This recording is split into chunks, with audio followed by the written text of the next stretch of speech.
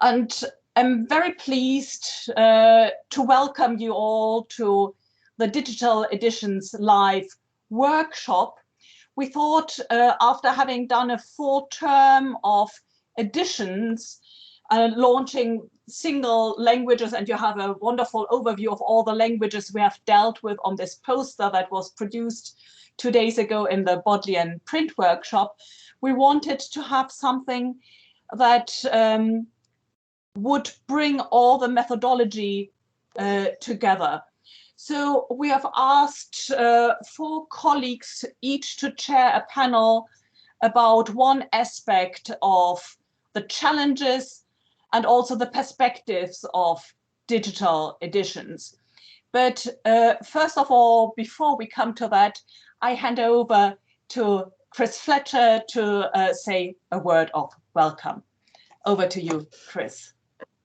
Thank you very much, Henrike, and thank you, everyone. It's really nice to be here, and I've so much enjoyed dropping in on some of the sessions. The other day, well, the other month, actually, deep into lockdown, I was allowed into the Western Library where I work and from where I'm broadcasting, donned a mask and discovered a large box had been delivered to me, and it had come from the West Coast. I opened it up and it turned out to be a number of open source codes underlying various projects using GitHub. And GitHub had sent us this code, also a copy to Bibliotheca Alexandrina and Stanford, and it was printed on very, very durable microfilm rather than in any kind of digital format. And it just struck me as a really interesting example of the interplay between the digital and the analog, which is, of course, exactly what you have all been doing. And I have just been so astonished by the ingenuity, creativity and intellectual endeavor based on our collections and using this new technology. And I think at the start of the lockdown, it was heartrending not to be able to get our hands on actual collection items. And of course, gradually we've been able to do that more and more. And soon, let's hope that you'll all be able to come into the Bodleian, roll up your sleeves and delve into the physical. But I think what born out of this adversity has come this absolutely remarkable set of initiatives, which I very much hope will continue. I also just thought of one of those sort of philosophical cliches of if a tree falls down in a forest and there's nobody there to hear it, does it make a sound?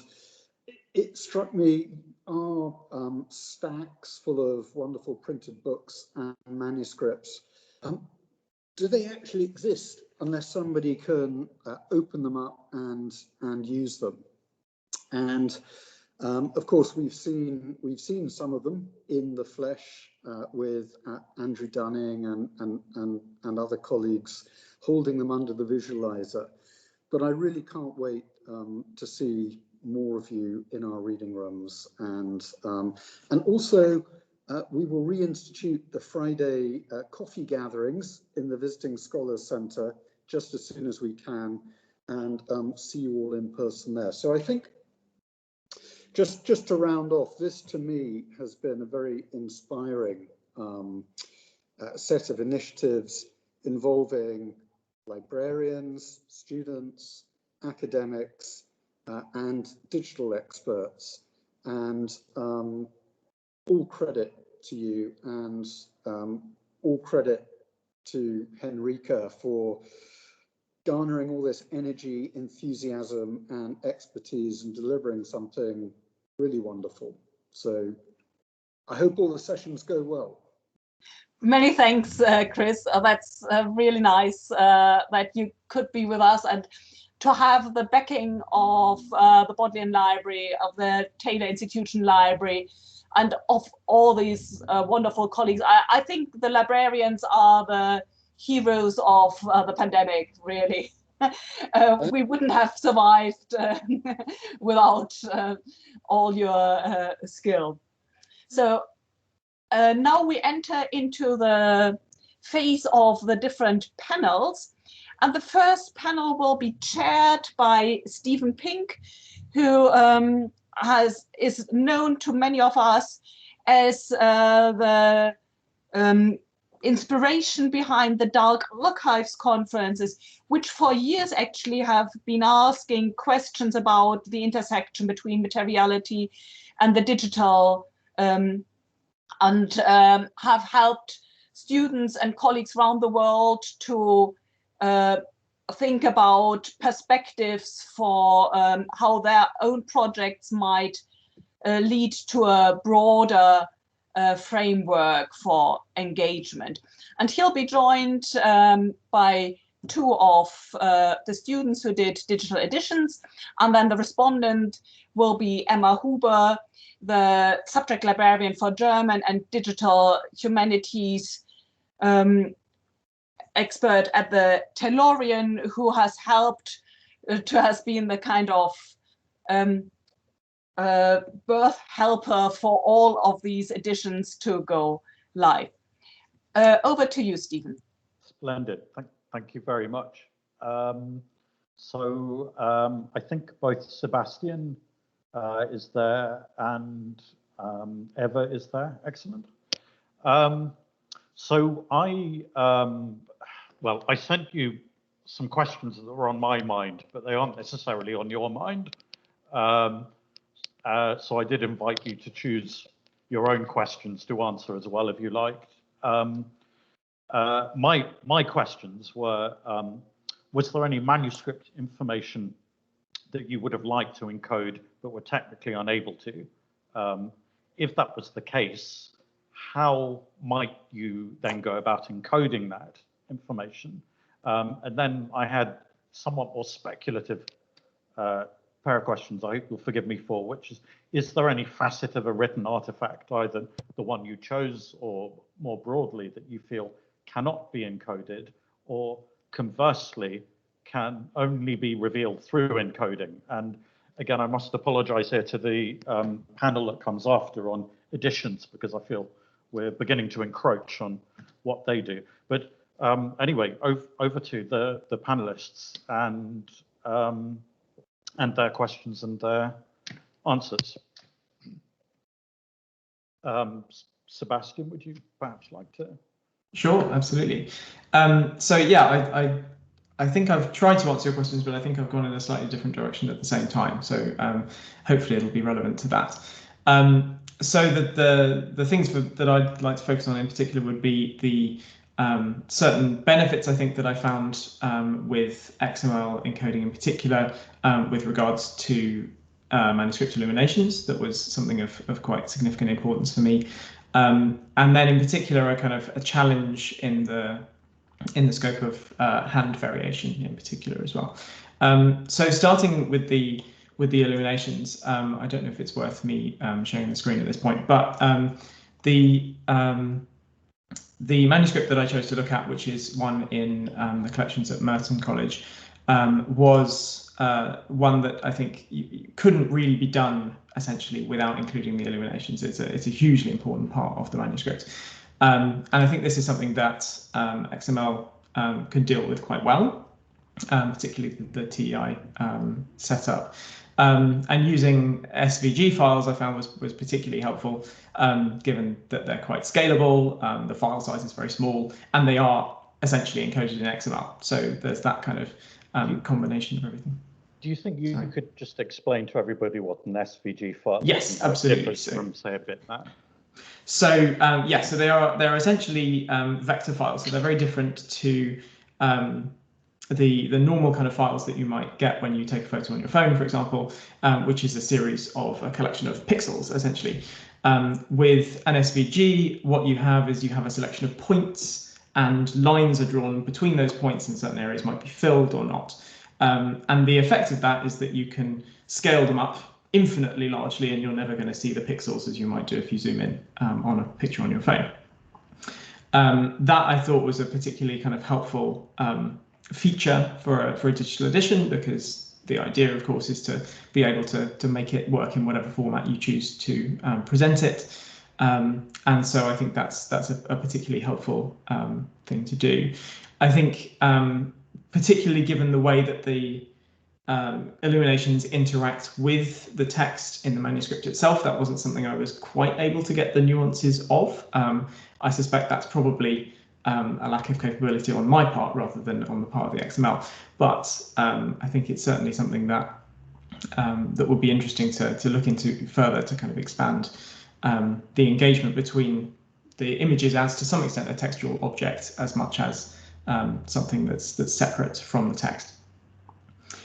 To move then to the hand variation side of things, this is something that I ultimately decided not to include in the edition itself, because it was a very difficult thing, I think, to represent.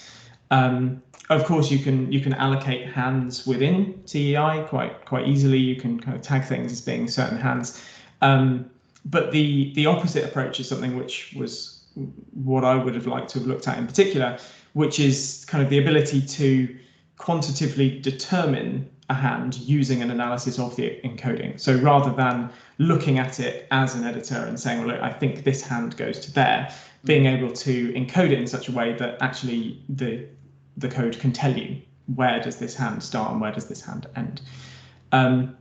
There are, of course, ways around that. So you can represent differences through the use of different characters if they are sufficiently different.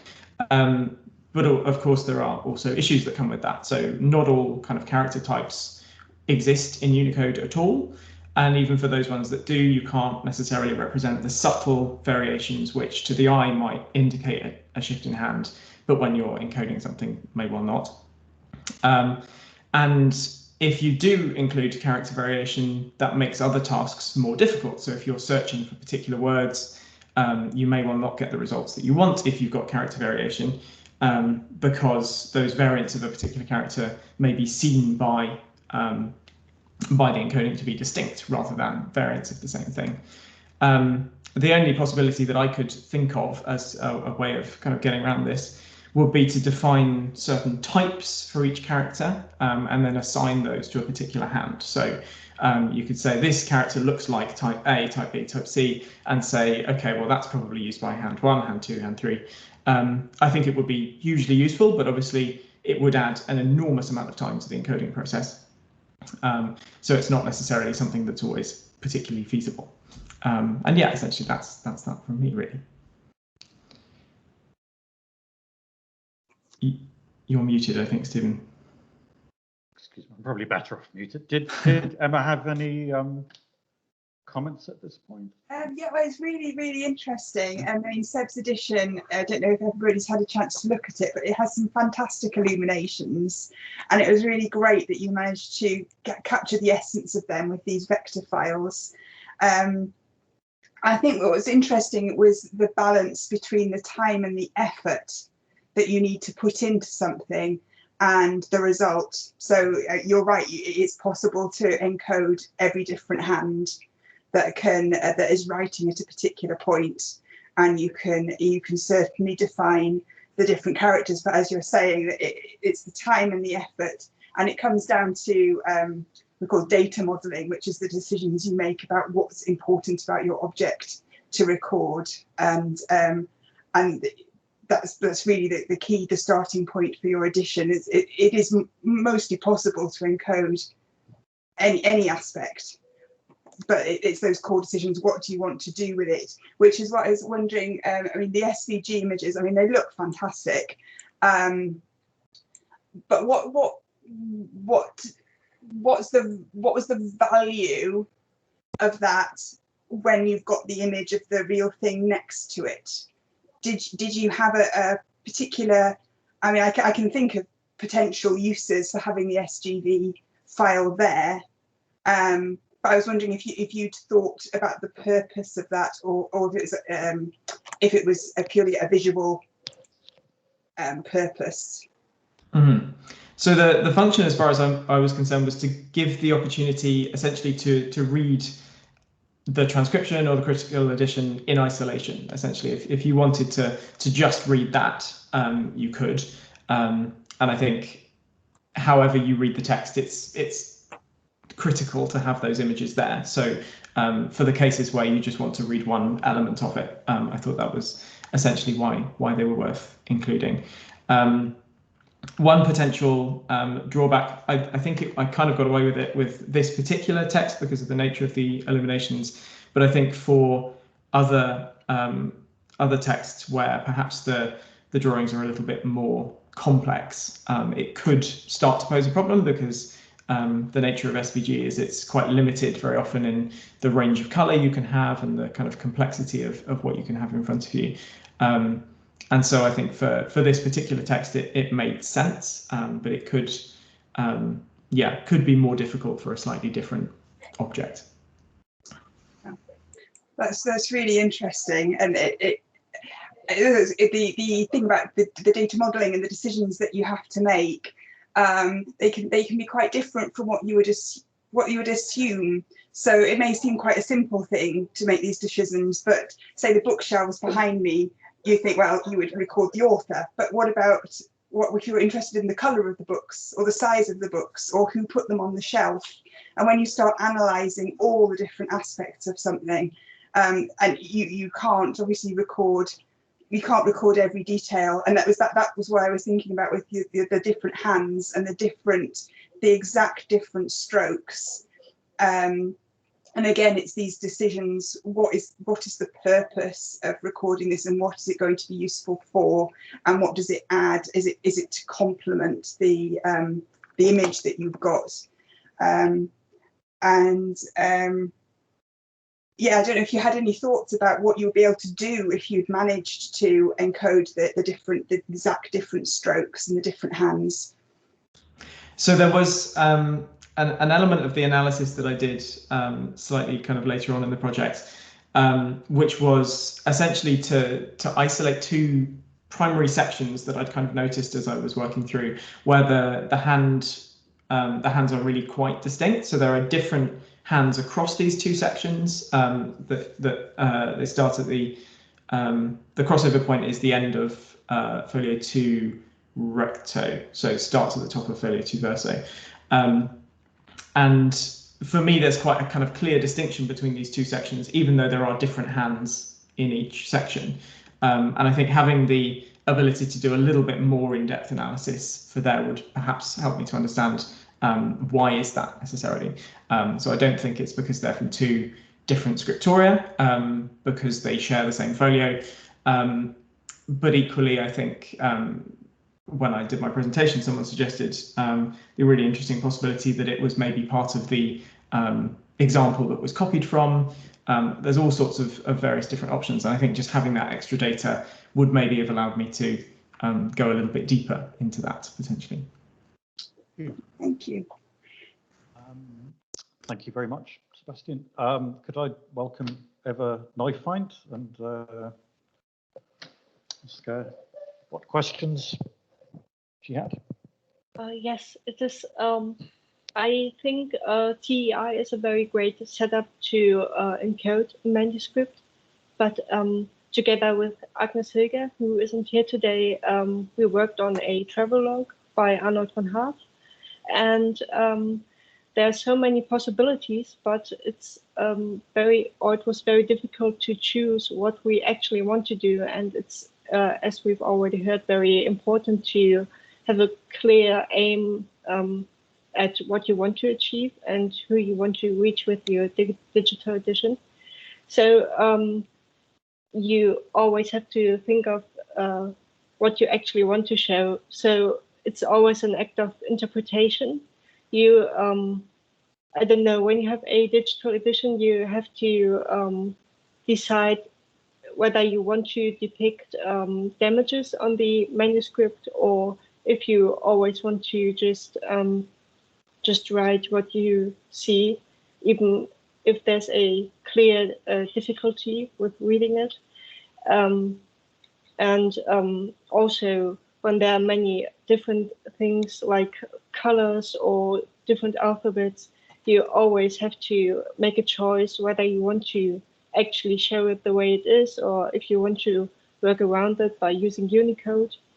And when you look at manuscripts, they are much more dynamic, and a digital edition is kind of static, but you could show everything, but in a different place. So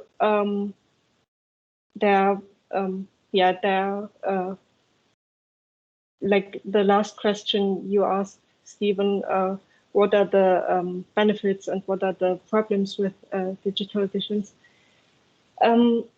It really depends on the aim. So, for example, it would be difficult to show watermarks and include them into the edition, while you could make editions more accessible for the broader public by adding footnotes, or what I really like is that you have the possibility to include translations into several different languages. So what I always find very thrilling is to make a choice what you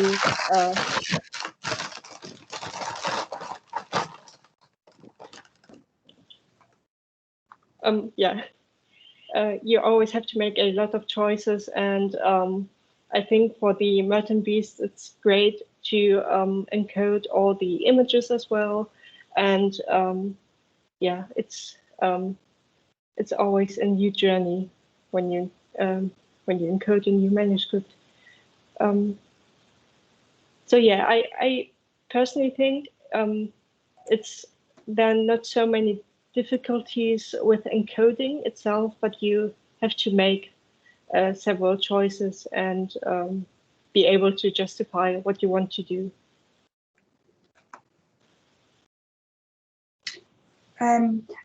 Interesting about what you said about the characters, and I wondered if you'd found a way to work with uncertainty. Could you encode that you thought something was something, but you weren't completely sure? Again, sorry, I didn't get that. Could you encode uncertainty? So if you thought it might be a special character, for example, in this Hebrew alphabet, which you encoded, but you couldn't be 100% sure, were there ways of building this uncertainty into the edition? I would say the way we encoded the alphabet with the SVG files is already how we worked around the uncertainties, because I think Hebrew is a great example. You could use the modern Hebrew alphabet, but because some strokes were a bit odd in the manuscript we encoded, we chose to do it by using the original characters. And in other ways, you could also make footnotes, I think. Yeah, so quite often you have to make a distinction between how something looks and what you know it to mean. I mean, the etc. symbol, which is a huge variation, is an example of that, where you can just, you know it means ampersand. Do you just use the ampersand symbol because you know that is what is intended, or do you try to represent the form? And if you're trying to represent the form, how do you do that? And again, it comes back to your data modeling and what is the purpose. I know your edition, you had a lot of damage to the text as well. I think there were some faded bits that were really hard to read. So I don't know if you want to talk about how you dealt with that. That's very difficult, and yeah, we were, for a long time we weren't sure what to do about that, but I think we decided to always, when there was an abbreviation, to just mark it as an abbreviation and explain it in the details. Thank you. Yeah, this just as an example for the damage to the first page, which you then used other editions from the Munich manuscript to help understand it. Many thanks to panel A and Seb again making the first breakthrough for the editions, and Eva for joining us from Düsseldorf. She was here as an intern in Hillary term and has seen very little of the physical Oxford, but knows now a lot about Oxford behind the digital screens. So thanks for that. Panel B is chaired by Andrew Dunning, who has put up quite ambitious questions for the panel of experts that come from several editions, both the German edition of the devotional manuscript of the Rule of St. Augustine, and also from other early modern texts. And we have as respondent Andres Laubinger from Göttingen, who in his dissertation tackled a very ambitious hyperlinked late medieval text. If there's time, we might hear a little bit about that. But first of all, I hand over to Andrew. Great, thank you. Well, we saw this morning what, or sorry, we saw just now what the building blocks of creating an edition look like when we get down to the absolutely smallest unit of encoding characters. But now let's take a slightly wider view and indeed look at somewhat older questions of, the Taylor Editions website. I think is absolutely brilliant because, as we saw, this focus that it gives us on editing objects just as much as texts, in a sense, allows us, I think, to recreate the vividness of reading a medieval manuscript, but without sacrifice its accessibility. Being able to integrate, for example, those images with the text is something that just wouldn't have happened half a century ago, even. Now, of course, editing objects versus text is one of the oldest controversies in editing and in philology. There's the school of editors, especially the French, who decry the Lähnemannian editors as creating these texts that simply never actually existed, that have no historical basis. And then you have the Lähnemannian school who really love to create good recensionist editions, who say, well, editors who just choose a best text, they're lazy, they're not taking the full tradition into account, they're not contextualizing their work. So did you encounter any of these tensions in your work, and did you find perhaps that did the material focus of Taylor Editions, did that either meet your aims or perhaps prevent you from accomplishing what you wanted to do?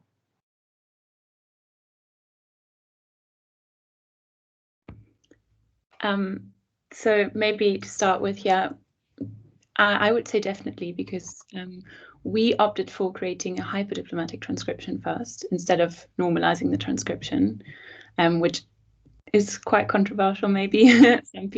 Everyone has their own opinion, but we wanted to stay close to the original text, and we thought it was important to display all the variety in spelling and abbreviations, and to display the text like it is in the object. And I think in doing so, we managed to link the transcription that we created to the object, because we stayed true to the text like it was.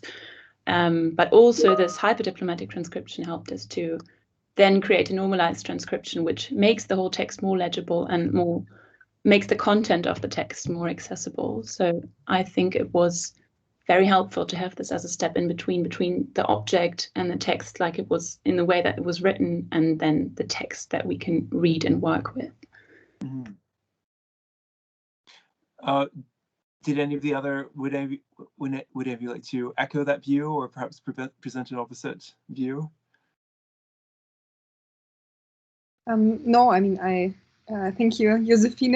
And I mean, we didn't have to constitute a new reading of the text in order to reconstruct a lost original or something like this.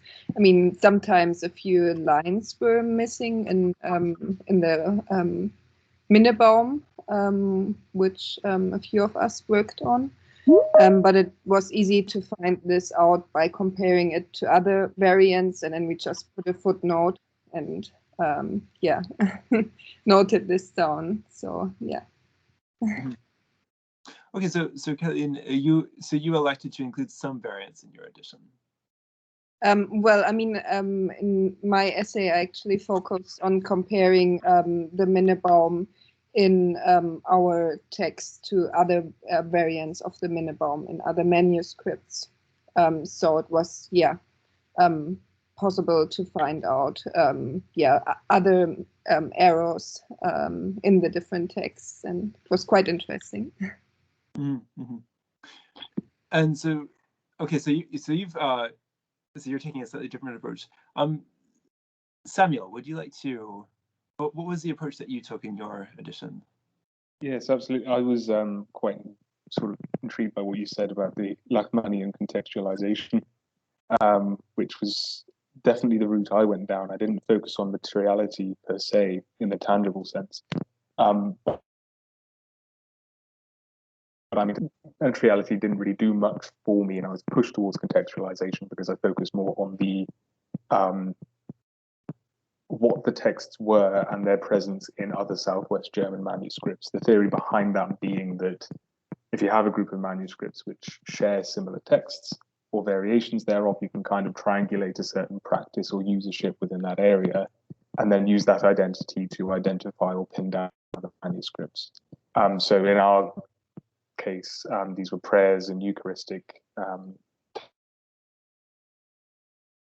texts for, in, or around the observant. And so I think when you talk about, in your slightly longer version of your question that you emailed to us, you talked about creating texts that weren't there, or reading texts or that weren't actually written, or maybe adding an extra layer of interpretation onto texts that didn't actually exist.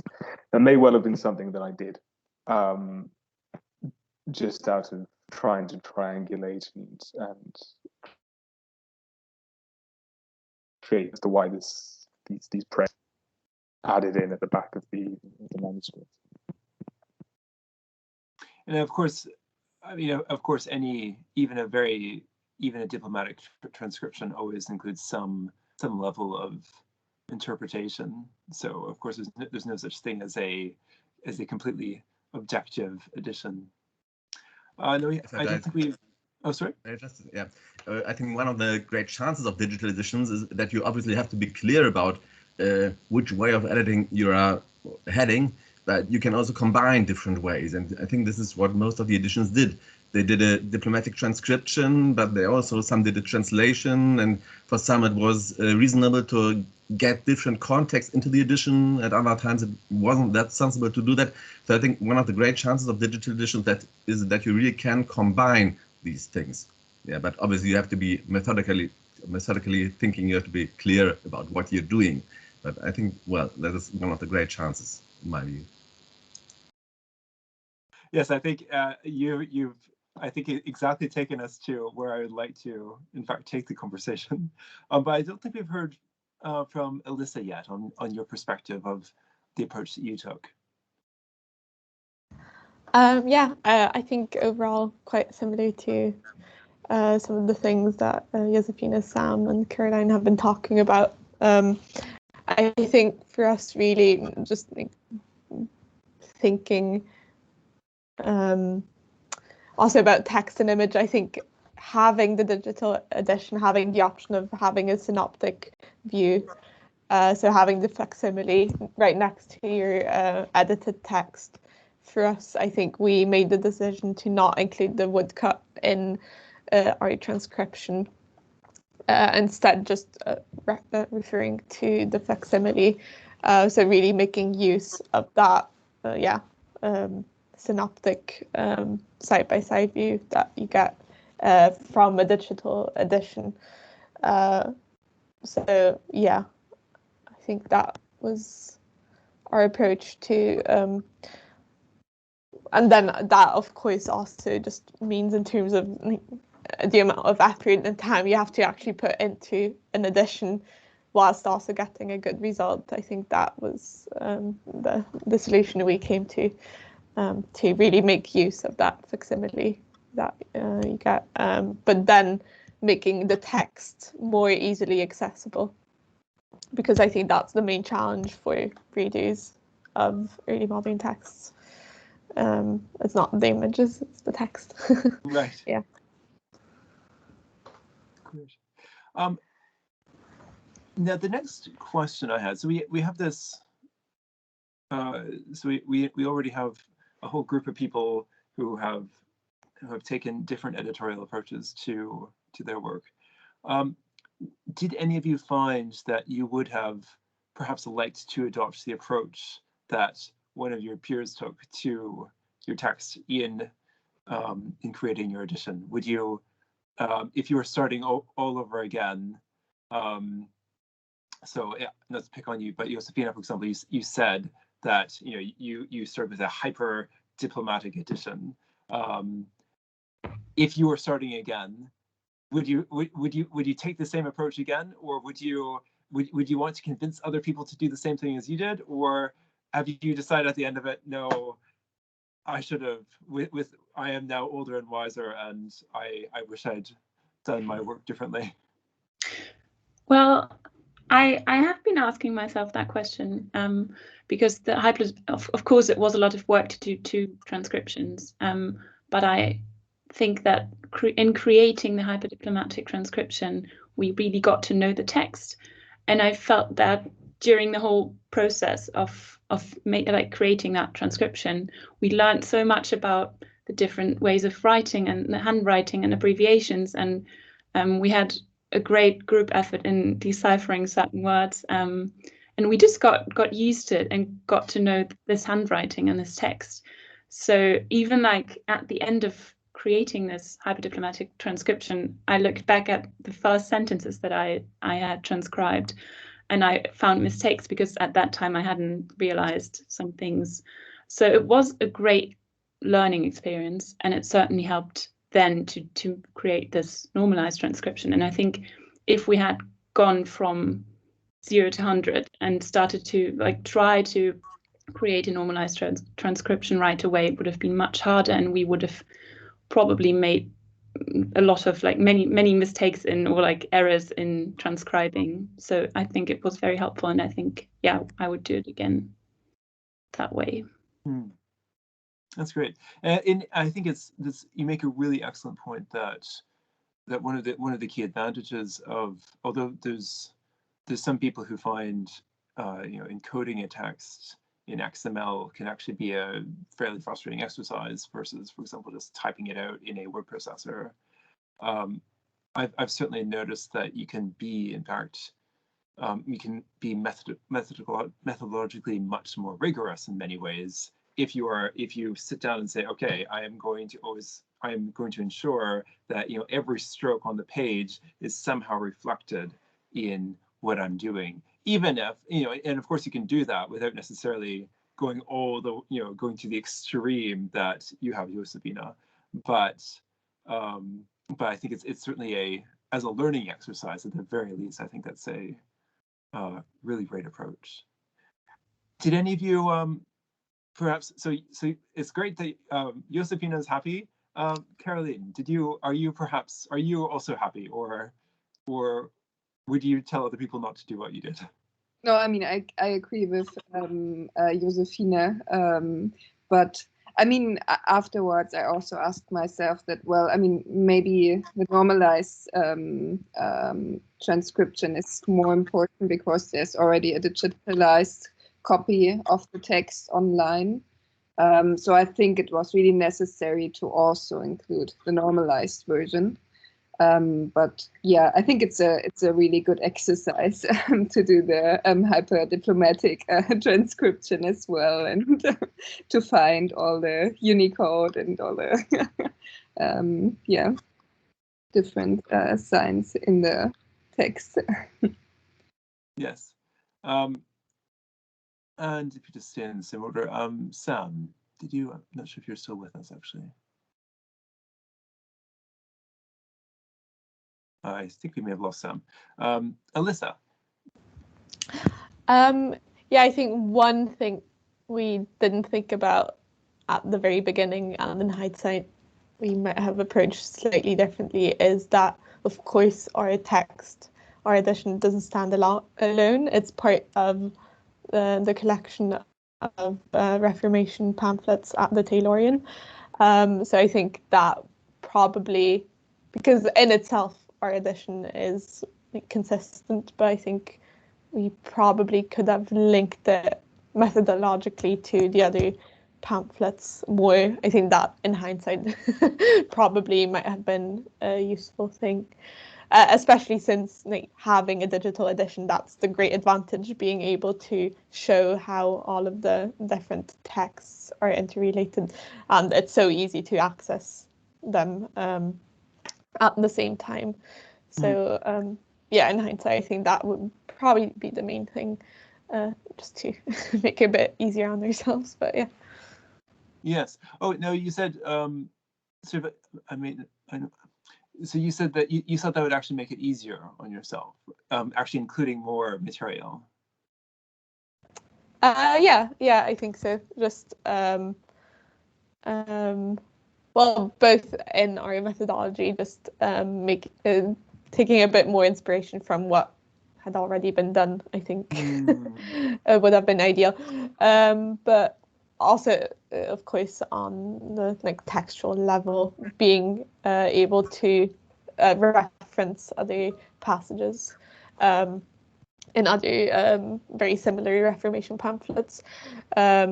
Even though I think that's something that we can still do. It's yeah, yeah, to some extent still a work in progress, I guess. But yeah, I think that probably is the main risk with digital editions. You could work on them endlessly and always add other levels of information. Yeah. Yes, and that in fact brings us directly into my next question for all of you. But before we, Sam, if we just go back to you, were you happy with the approach you took? Did you find perhaps that did it take too much time? Was it? Would you do the same thing again, or would you change things? Yeah, sorry about that. My internet decided. Yes, so I think editorially, echo what Josephine has said all day, and I wouldn't really do much differently on that front. Analytically, I definitely would, but I think that ties in perhaps more to later question, sort of argumentative line in the eventual essay that came out of it. But in terms of the interpretation, so the diplomatic and the normalized transcriptions, I think that shows actually just a very quite natural progression from very faithful reproduction, slightly more understandable reproduction, and then eventually a translation. Great. So I think we're hearing a lot about sort of content. Just I think we're hearing a lot about how creating these editions allows us to be methodologically really really consistent, which is great. But if we can perhaps go back to just to pick up again on that thought that Alyssa presented, editing allows us to be really methodologically consistent, as we've noted, but conversely, it's really hard to say we have finished. And so I think, and especially in the earlier days of the text encoding initiative, there was a lot of discontent with sort of just how much one could do with it, and a lot of questions over there were a lot of questions over how one could actually put something together without actually just spending one's entire life on transcribing a single manuscript. I see Anders nodding his head as well.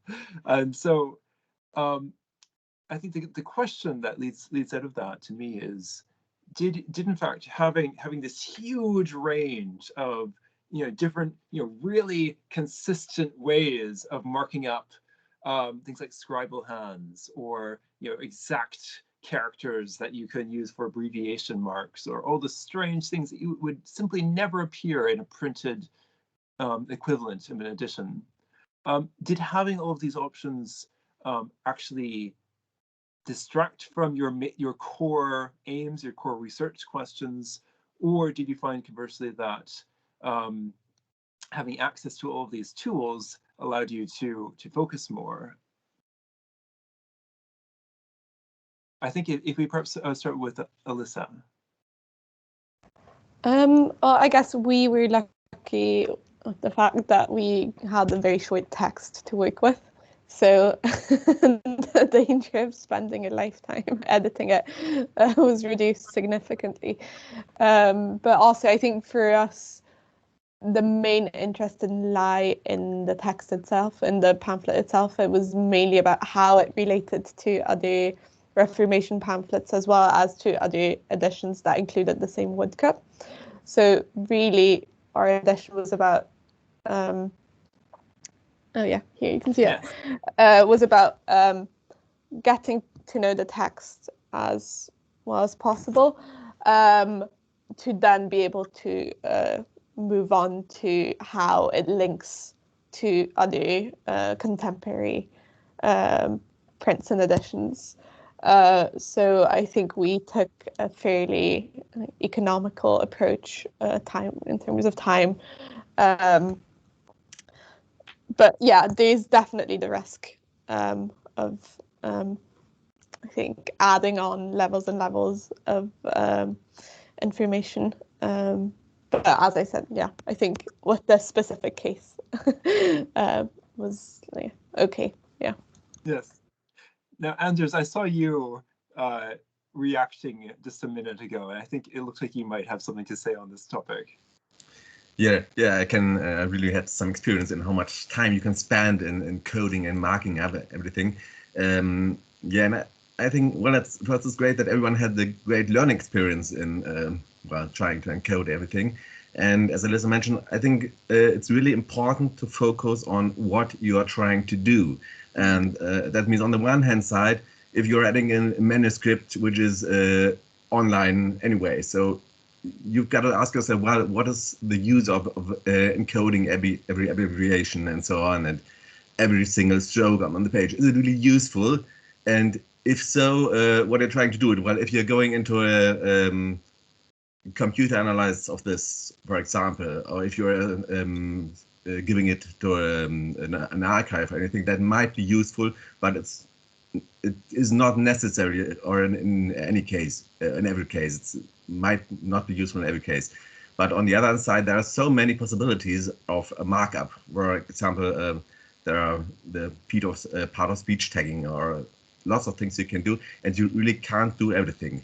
So I think the best you can do is preparing a text which is available to other researchers, to other scholarly research, and that means you have to have a text which is sound and which follows well-defined standards. And well, that was mentioned also.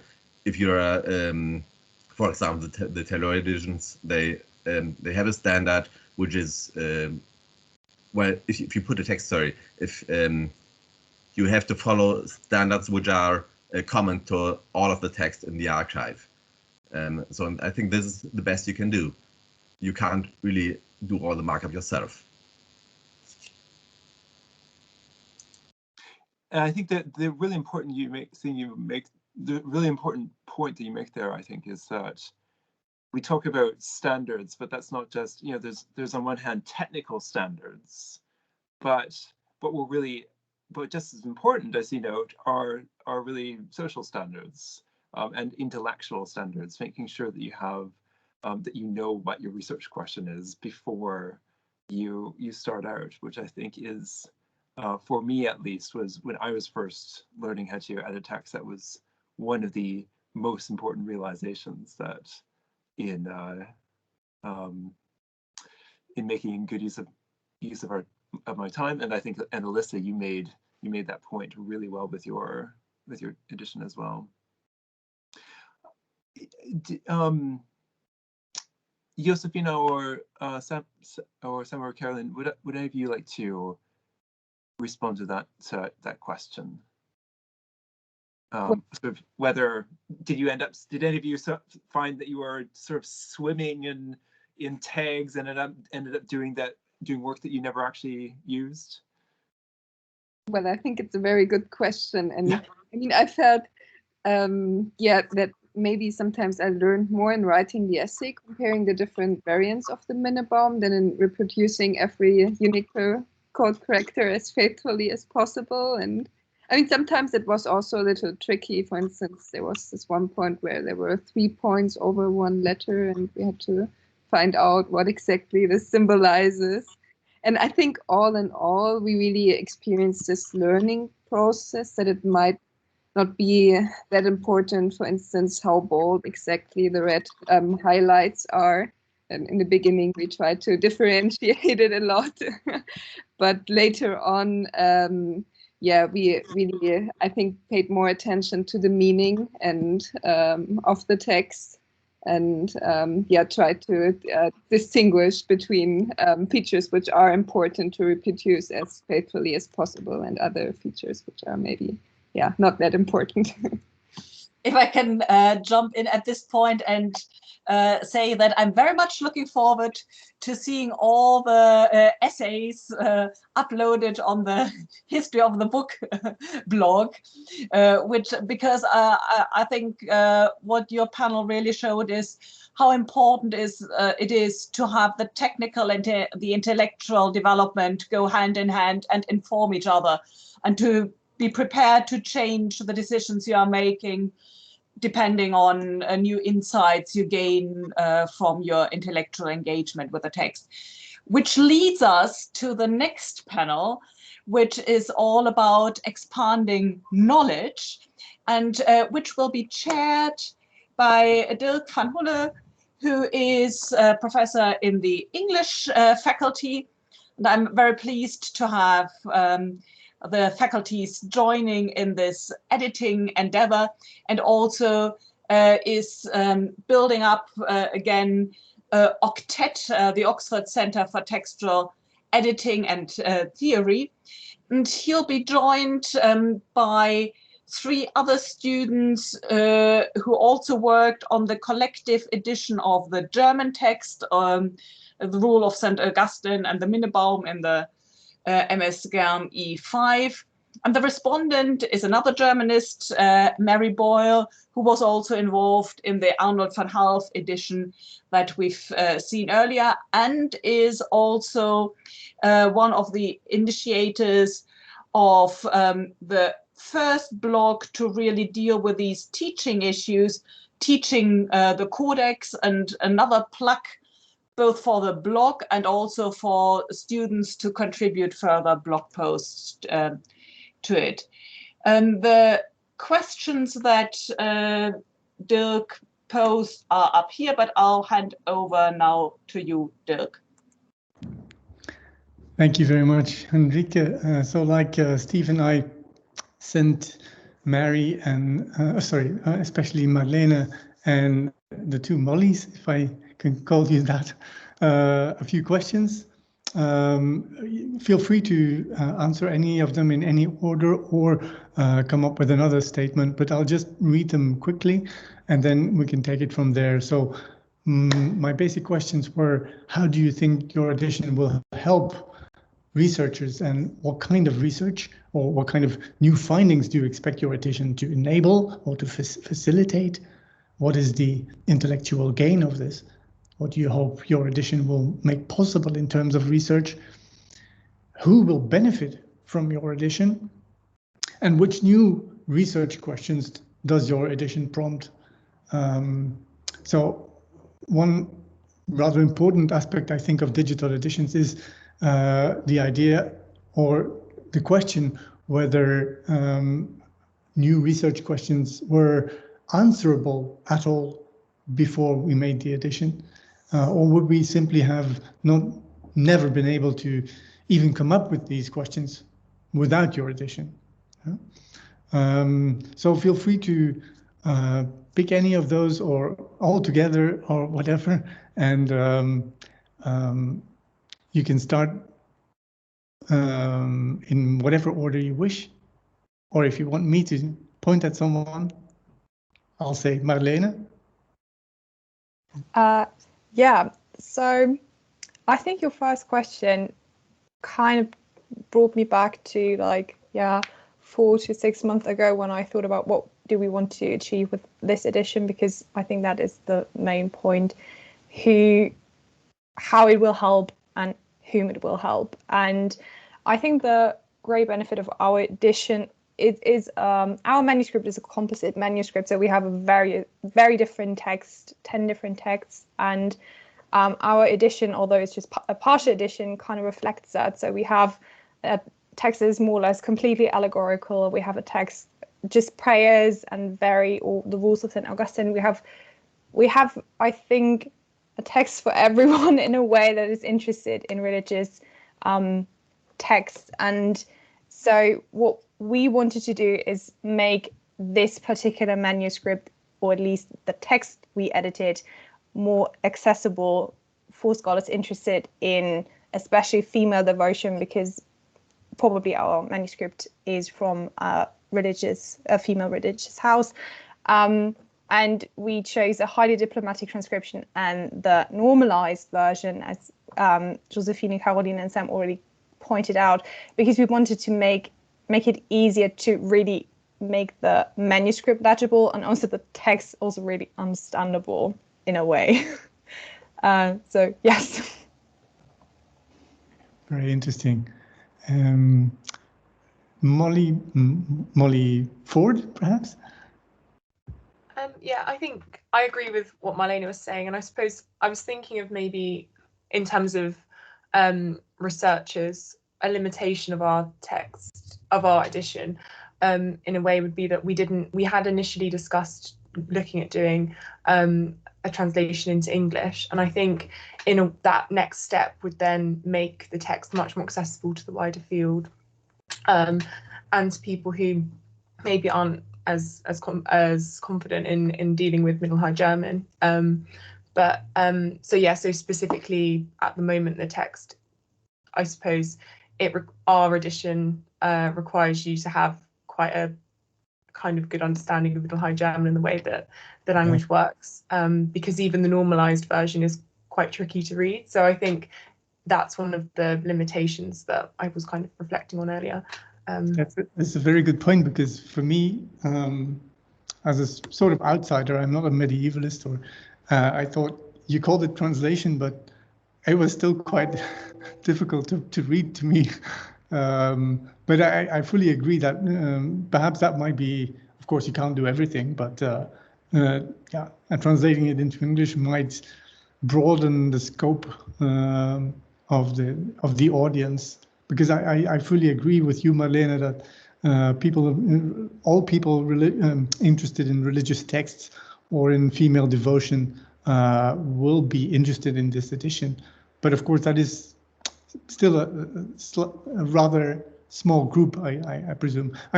For me, that's all fine. It's just I'm thinking in terms of funding bodies, for instance. Will they find this enough?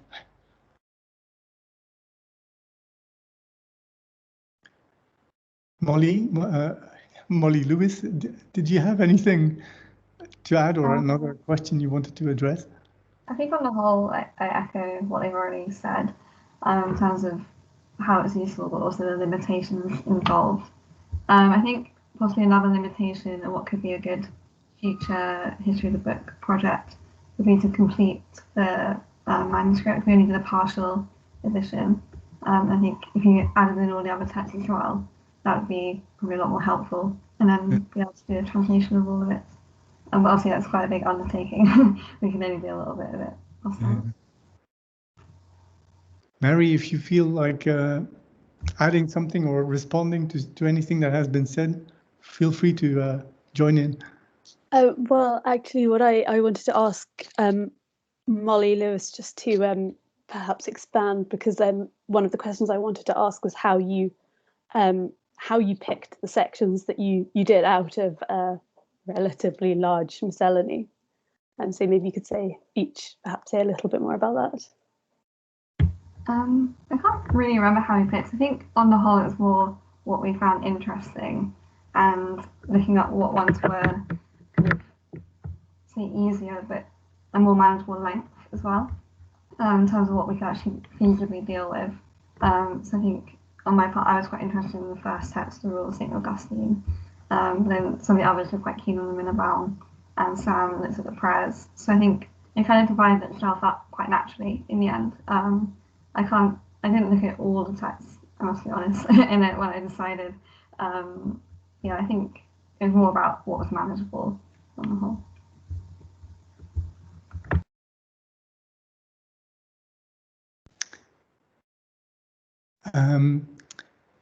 Yeah, now that you're really zooming in on the details of the edition, I must say I'm really impressed. I thought it was very, very interesting and very beautiful also. Marlene, I believe you discovered that there are 4 hands actually instead of 3, as announced in the Bodleian's catalogue. I think that's really, really good scholarship. Do you think that this type of scholarship is appreciated enough in academia, as in the climate as it is now, research climate we're living in? Oh, that's a very tough question. I'm not sure if I'm going to answer that. But yeah, I think that was one of the most fulfilling moments when I started this analysis of the differentiating of the hands, and I really didn't know where to start and what to do. And then to look at the catalogue, see, okay, it's 3 hands, and then check if I can follow that and I understand why it is. And then I realized that this one folio, I don't think is written in that one hand.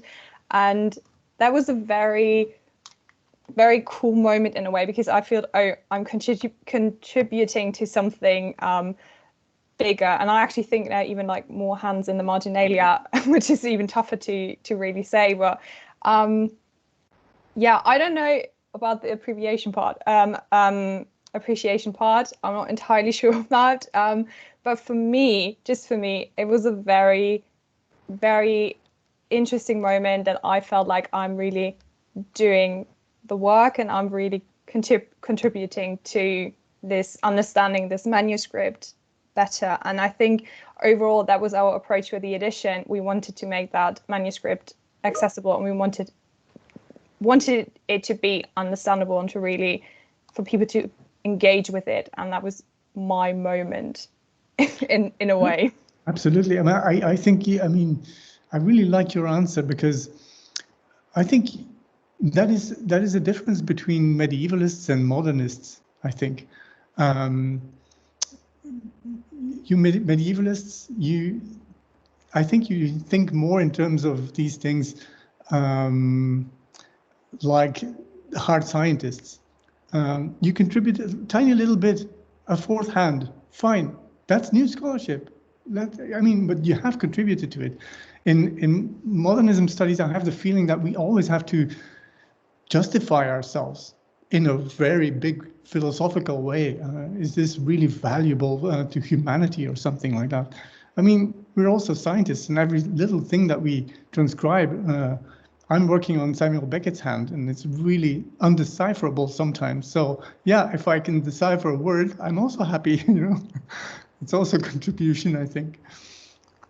I had a question for the two Mollies about the marginalia, which is also fascinating. I think when I encounter marginalia in modern texts, it's usually a comment on the book that an author is reading. But here it seems that most of the marginalia relate to the text. So rather than a comment on the content, is that correct?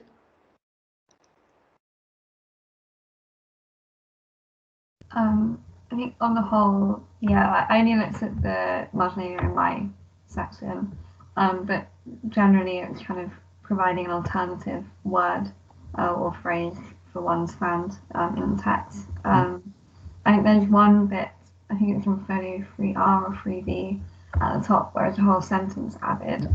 But I think that was more either a heading or a proverbial saying, but all the main ones are just providing a different reading rather than a comment. And is it possible to, do you know exactly when this was done and what the purpose was of these marginalia? And can you derive anything or infer anything about? I'm sorry. I'm not sure when exactly, but they do all appear to be, at least in my section, the same hand. And when I was comparing with other editions of the Rule of St. Augustine, I managed to find some of the marginalia in the body of the main text of another one. So I'm not sure whether it's just, I know, different words over time of becoming more preferable for the reader. But I'm not quite sure, other than for the purpose, just providing an alternative reading. I'm not sure what else their purpose could be. And can you infer anything about the type of reader who would have done this? I didn't look into that too much, if I'm honest. I think I'm not too sure. I think that they are all in the same hand, at least, so it's all very consistent. But other than that, I'm not too sure. Yeah.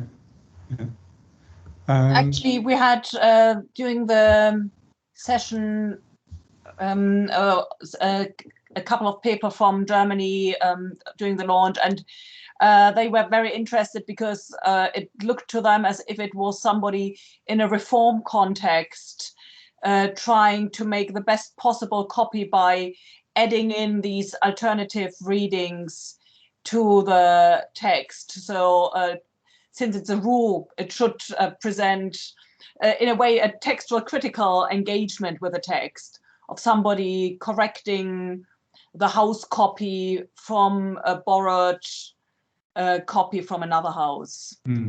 So you are engaging in critical analysis of somebody critically analyzing a medieval text. That's really fascinating, I think. Perhaps if you allow me to zoom out a little again. So you've been making a digital edition, and we've been thinking about who are we doing this for? How can we further research? Do you think there's a difference between print editions and digital editions in terms of what kind of scholarship they enable? I mean, does your digital edition does something special that actually a print edition would not be able to do?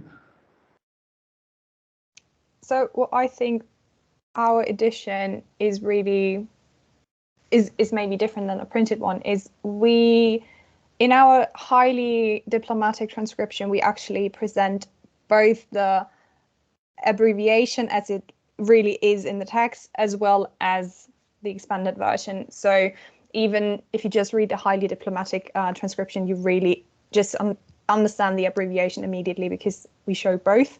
And that's something I just cannot imagine how it could look in a printed version.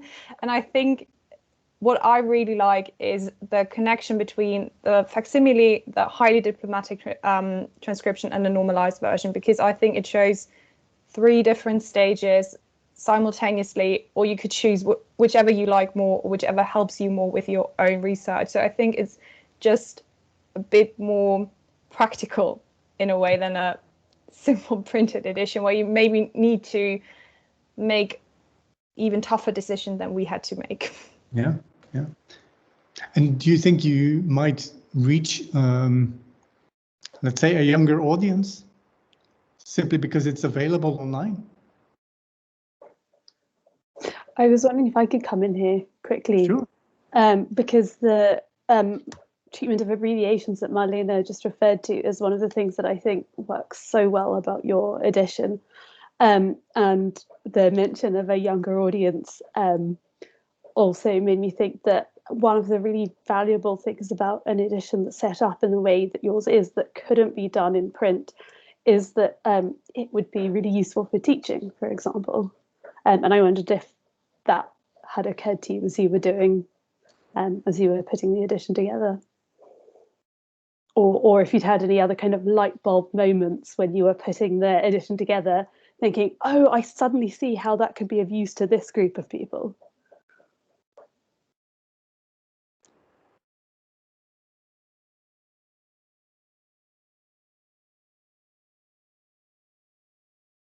I have to say the teaching part really never came up to me, but yeah, no, you're absolutely right. I think because it also like ties in the materiality and just, I mean, the pictures are something. So yeah, that actually never occurred to me, but you're right. I don't, with the light bulb moment, I guess for me there was a time, and it sounds really stupid, but I found out that there is already an edition of the text I was transcribing, which was sometimes helpful and sometimes not, because our version really was different at times. And so I was like, oh, maybe someone could now do a really good critical edition of just that text, and it's just part of our edition, but you could just take them in a bomb and use that part of the edition. So yeah, maybe that. Yeah, I think I fully understand that you have been focusing so intently on making this edition that you have not been asking yourself the question, how can we use this for teaching? But I hope now that we have some time that we can just zoom in on this for just a second, because my hope actually is that whether it's medieval or manuscripts or older or younger manuscripts, there might be a moment when, say, high school students have their first encounter with literature, for instance, through manuscripts. Do you think that would be possible? Or do you think that's just wishful thinking?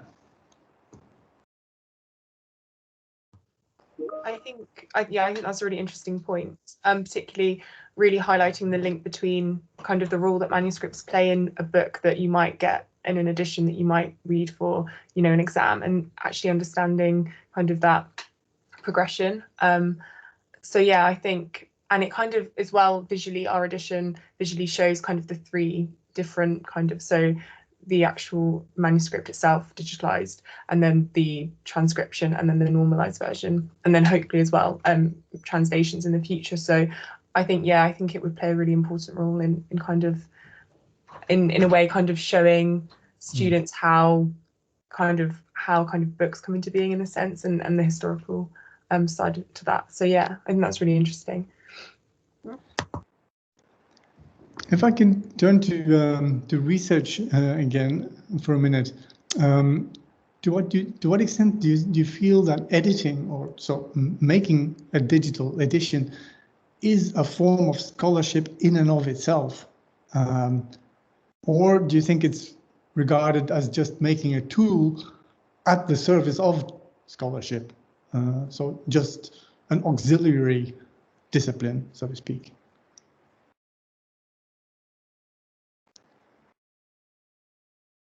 For instance, Javaria, it's a pity that she's not here, but you all know her, I presume. She called her her edition a hypertextual edition, because I presume because she makes all kinds of links. So all those links are scholarship. I mean, you have to find the links, you have to make the connections. So do you think making such an edition like yours is actually scholarship in itself? I would say in a way, because you have to make, as the previous panel was saying, you have to make a lot of editorial decisions as well. So in a way, although if you're reproducing a text, you're still making it your own at the same time. So in that respect, it could be regarded as scholarship, but equally, it's also a tool for other people to use in the future. I think that last bit is generally accepted in academia. The problem is that most people see it as just that we make tools for other people. And that can be a problem if you apply for funding, for instance, because they say you're not doing the actual scholarship. Whereas I think in many of the cases where you add an annotation, that is the scholarship. So that's really cool. But do you think this is, if we say this is a form of scholarship, do you think it's appreciated enough in academia at this moment? I think we often forget where our editions come from. So if I look back at my introduction into literature in first year of uni, and I bought my edition for the text for Das Nibelungenlied, and I read it, I never thought about where it actually comes from. And it is how much work it is to actually present these editions and to make these tools and to make the decisions. So I don't think it's just making a tool. It is real work, and it is scholarly work. Because if I think back when I did a paleographic analysis of the manuscript, and most of the things that I found out or later thought I still need to find out, I realized while transcribing it, because I got to know the text, I got to know the hand so well that I understood in a way how it worked while transcribing it and while editing it. And so I think it's not just copying the letters from the facsimile to your Word document. You really engage with the text and with the manuscript and with the book as a whole. And it's just a lot of work to present these editions that we now use for our interpretations and analysis. And so do you think there's a way in which your edition, for instance, can be recognized more as a form of research? You say, as a student, you didn't pay perhaps enough attention to the fact that people produce these things, but perhaps we can find ways to teach students in the future or draw more attention to it, make them more aware of it. If I might come in at this moment, because we have among the audience 4 students who will be interns for digital editing over the summer. And it's the newest strand in the unique summer school, which until now only had been offered for medics and so the important STEM subjects. But I think editing is one of these key skills that really opens up humanities to a wider range of knowledge exchange. And so I think it's ideal for teaching how to approach texts and get to talk about them to other disciplines. And I think it will, if I look at job offers currently, being able to encode is helpful for all sorts of job offers. Perhaps if we could take that, do you have one final point, Dirk, or could we use that as a link over? Because we come actually to the public engagement challenges. with panel D, and I think this is the ideal moment to switch over. Many thanks to all of you, and I would also encourage you to look at the Teaching the Codex blog, which was pioneering in really linking the thinking about, Stephen Pink is just putting into the chat, there is actually another job coming up where your digital edition skills are useful to work with Medium Evum and the Dark Archives to make the recordings of the last Dark Archives conferences accessible and searchable on the internet, and to put them up for searchable indexing. So contact Stephen under the number that he's just giving you. So over now to panel D, which will be chaired by Alexandra Franklin from the Center for the Study of the Book, who also was behind the design for our workshop poster.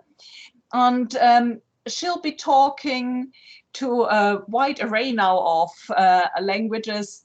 Mary, who was responsible for Tupi, Lois, Welsh, and Carrie Heusinkveld, who dealt with a late medieval French text. And the respondent will be Andrew Cusworth, who works at the Bodleian Library and now also has taken over a newly created job for digital humanities at the Humanities Division, and is quite appropriately joining us from Wales. So over to you, Alex. Thank you very much, Henrike, and greetings to our student editors and to Andrew. It's very nice to see all of you. Indeed, as Henrike says, our conversation is going to flow on directly from this question. I think the first question about audience and about exactly who are these for. And I think Carrie in our panel has said that she has something to say about the first question I want to put to all of you. Has the digital edition experience changed your idea of the audience for your research?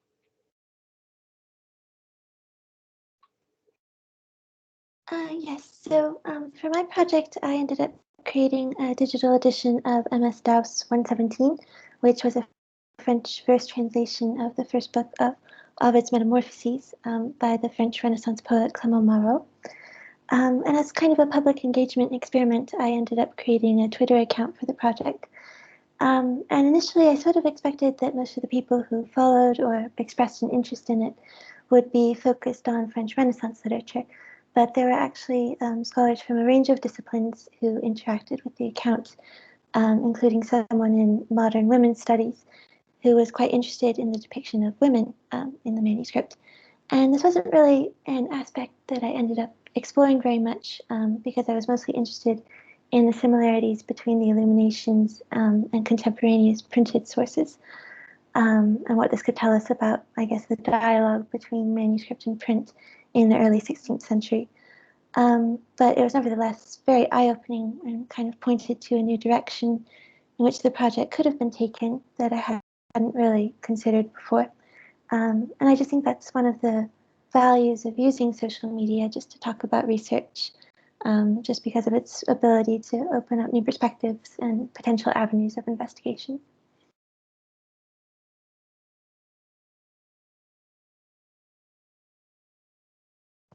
Alex, I think you're muted. Sorry. Anyone else on the panel on this question of your preconceptions of the work and who might be the main audience, and then moving away from that?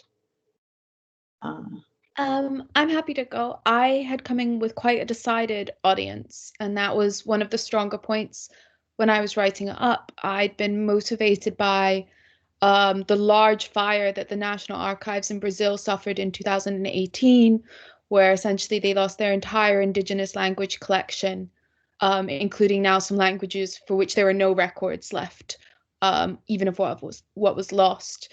So my digital edition looked as a kind of dual audience, both more linguistic scholars in general, but also to supply the scholars based in Brazil who had since lost their works, and to kind of work on, obviously not a replacement, but to kind of say, here are resources as well. And I think in some ways having that quite decided audience that carried me through was very helpful in making my decisions, because I knew otherwise it's quite easy to kind of, especially in things like transcription, a lot of those decisions to kind of not be sure. And in fact, having it decided, kind of writing on a post-it note and saying, this is why I'm doing this, helped me make some of my decisions. I went for, essentially tried to be hyper diplomatic in that sense, because in both degrees, either with linguistic details, I'm making notes of possible kind of aspects which we aren't sure exist anywhere else, so they need to be recorded very carefully. But also if you're trying to kind of recreate that archival experience, then you really need as many details as possible.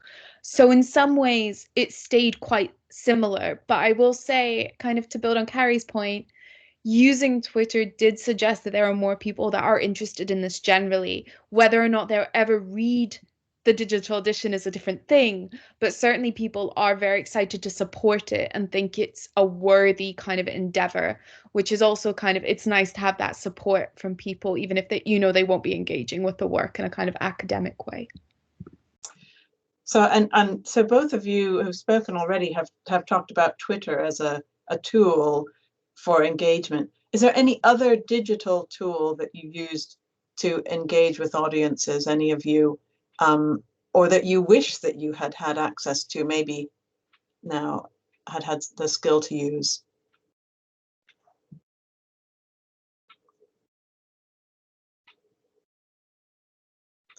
None forthcoming. I can go a little bit. Go ahead.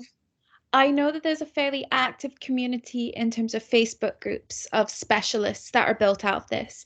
I didn't really have the time to get into that and to join those groups, but I still come across them. A very, like, sometimes even only groups of 100 scholars, but they're very active in sharing resources. And you do in some ways get to break into kind of native Brazilian audiences and things which with Twitter were perhaps a little bit more difficult to access. So I think, you know, we all kind of dislike Facebook to some degree personally, but I think actually in terms of scholarship, it offers a really interesting opportunity to kind of interact on a more kind of micro level than perhaps Twitter. Andrew, I think you're probably far more aware than I am of the sort of universe of things, of digital things, but that certainly strikes a note because of the different audiences and different uses of digital tools. Yeah, absolutely. And the way that people use and the communities that develop around particular resources are really interesting. So sometimes those resources are not things like social media. And so thinking towards Lois's work with the ballad and folk song collections and things like that, those kinds of editions can quite often exist in fora and sort of quite archaic or arcane seeming websites, which develop very active audiences and very active communities around them. And so sometimes it's not always the big names in social media and things like that that are really the places necessarily to go to generate engagement, though for a sort of wider public, it's a register of different publics as you approach engaging your core audience and then wider audiences out from that. It's quite an interesting process. Great. So then, you know, you've done your projects and they're excellent, and we can watch the presentations and we can see the editions. But looking back and looking forward, tell us about your ambitions. Is there anything you might have done, or that you could still do, or that you'd like to do in an ideal world with your project? I think I'll go ahead for this one. Yeah, so I'm still kind of currently considering my work as a bit of a work in progress.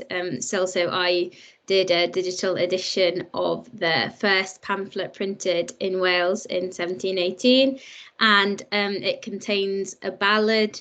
And so I want to, my aim and kind of the audience was kind of central to me when I first started thinking about the project, and I want to kind of share it with the general public rather than a more kind of specialist audience. And so I think one way that I would really like to engage with it, like to generate further engagement, is through doing an audio recording that could go alongside it, because it is a ballad at the end of the day. So I think it would be really nice to kind of add something that would never have been able to go with the original, so to kind of enhance the print further. And also I'm going to try to do a translation, but I think that might be slightly more challenging than a song translation, you mean? Yes, yeah. Okay. So that will be, we'll see about that. But yeah, I think it will be really good to be able to kind of give an extra dimension to the text by including something that wasn't even in the original. Andrew, I happen to know that Andrew knows a great deal about the back history of this, and I don't know, you must have come across some things like this in your work, Andrew. I don't know. Oh, still on mute. So I've managed to remute myself. Excellent. So, in terms of resources that are Alex, to come to your question, in terms of resources that are making use of that multimedia aspect and developing that, yeah, it's quite an interesting thing, and there are some really great resources out there that sort of reimagine how we present editions of things, with old recordings of them, with new recordings of them, and generate new engagement. I mean, Lois, with this being a rebuttal of tobacco, I think there's a political spin to that as well at the moment. The current war on tobacco that's about to be launched in various places, but yes, the potential of that is huge. It's also really challenging. So there are specific issues around finding the right versions of tunes and things like that. But actually, as long as you treat that sensitively and almost make that part of the research and experiment of that, then that's really exciting. And yes, multimedia things really do drag people in brilliantly. And then yes. how about the rest of our panel? I mean, each of the works that you've done might suggest a different medium for engaging and for pursuing or expanding the digital, opening out the digital edition in other ways. Is there anything you have ambition for? Yeah, Mary. Yeah, I kind of have a twofold idea for how I'd like to build on mine. First, from a kind of bringing in more aspects of the digital humanities, I'd like to begin to look using R at some of the linguistic elements to see if a case can be made for some of the diacritical marks that I've suggested are there, by kind of doing that statistical analysis on which words are using them, whether or not the context is affecting them, because they are so different from later printed versions of the language. Just to see, is this just a kind of a sloppy hand that was just trying to write something, or is there, or were there diacritical marks which were lost because they couldn't print them? And then kind of, so that's on that scale of the digital humanities, so not necessarily expanding it, but kind of my very ambitious vision for this work is to perhaps at some point have an exhibition here in Oxford that would contextualize us with our other Indigenous works from the Americas, perhaps beginning with our impressive selection of codices from the Colomexico or the Aztecs that we have, and not only speaking about the content of these works, but also about why we have them in Oxford, and kind of understanding their unique paths to this city. We have an incredible collection of some really rare works my mind goes to. For instance, I know Also's library has 2 or 3 works in a language called Timucuan, which is since extinct, but was the language spoken in now northern Florida. And so another indigenous language destroyed by the Spanish conquistadores. And so understanding kind of this collection, putting it together and kind of talking to people about why we have these, I think would just be an incredible kind of thing to see and is very exciting. And then also in that, having digital editions available for everything so that scholars in other countries could look at these works, especially if they're from those language communities. I know there's a project called Teacher, which is doing this with colonial Zapotec language documents. They are not only making them digitally available, providing translation in English, but they're using native communities to produce normalized versions in modern Zapotec, so that the communities can access their own history as well as it being available for scholars. And so I think there's just some really exciting things going on there that it would be great to bring to these texts as well. That resonates with what's been said earlier about the digitization of these, bringing them to a larger audience. Carrie, I don't know if you wanted to say anything about the manuscript you worked on. It's very highly decorated and it's very visual. Yes. So I guess my vision for future directions isn't quite as ambitious as Mary's, but the manuscript was actually created some years before Mauro published a printed edition of the translation. And I think for scholars who are studying, I guess, the evolution of Mauro's work over his career, and I guess his translation practices and how they changed over time, I suppose I feel like one way in which I could contribute to that area would be to include hyperlinks, I guess, that show translation differences in the printed version versus in the manuscript version. Thank you. Well, I think at the outset of your projects, you were told to think about public engagement that might be possible, or the fact of doing a digital edition, expanding access. What has surprised you about the challenges or the rewards of doing that? Mary, did you want to say something about that? So I found Twitter incredibly engaging. I was initially really terrified of it, even though I had a personal account that I never used. And so using it for my project was a good way into beginning to use it for my own academic work and connecting with scholars. And I've since found that just an incredible resource to be able to talk and have these great discussions across my field, kind of outside of this history of the book work. So kind of on a personal, I've forgotten the term, but in terms of my own kind of career trajectory and looking at things like that, this project has allowed me to gain some additional skills in that sense. And Twitter has been a really great resource for that. So I'm very excited to kind of be able to use that and keep up the account. I think that's been really great. But it is difficult sometimes to gauge when a post is going to be successful.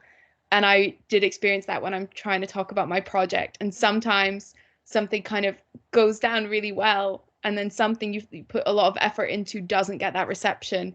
And you're trying to, is this the wrong time of night? What's going on here? And sometimes it does feel kind of slightly random, which can be quite difficult when you're trying to guarantee results. We have on the call Alyssa Ray, and she talked last year at the Blogging with Manuscripts exactly about this point. Yes, thank you, Alyssa. Alyssa, do you want to just come in a little bit with your experiences, and also with saying comforting words about when something felt flat or short of expectations? Yes, absolutely. No, I think your work has been, and all of your projects has been absolutely amazing. And one thing I've learned over the years that I've tried to emphasize to students especially is that promoting your pieces, you have to kind of consider it as part of your workflow as well as kind of actually creating your digital work. So it's not just like a soft skill that you should have, like think about afterwards and kind of put it online, but kind of schedule it in properly into what you're doing. Think of times, especially for Mary, who would have international audiences, when to post things as well. So if you're sharing things in the UK as well as Brazil, you just have to be mindful of when somebody might be on their dinner break or something.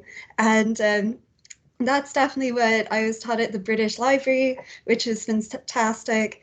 And also a good thing is to kind of keep posting about your blogs to keep driving traffic to them. So you can just share little snippets with pictures. Everybody loves pictures, especially. And definitely link between your posts as well to keep driving that. So you'd say, as seen in my previous post with this work, so people can see that link that you're carrying everything through. And yeah, definitely, as you say, Twitter is such an amazing place to kind of promote these pieces, and you just keep at it, and it's really, really great. So you're all doing such a great job. Thank you so much, Alison. Thanks for that idea.